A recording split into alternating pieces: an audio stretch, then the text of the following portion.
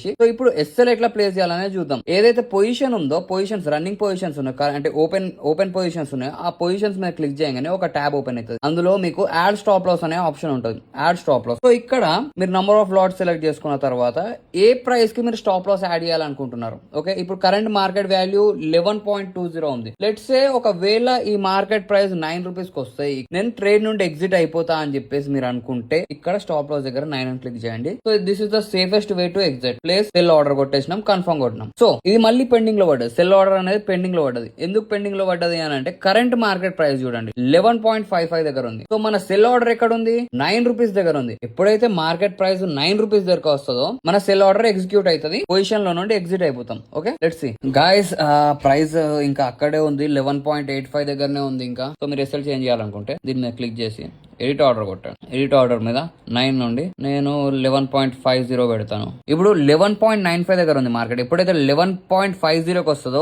మనం ట్రేడ్ నుండి ఎగ్జిట్ అయిపోతాం. మన ఆర్డర్ ఎగ్జిట్ అయిపోయింది, ఎస్ఎల్ హిట్ అయింది, 11 రూపీస్ లాస్ లో ఉన్నాం. ఓకే.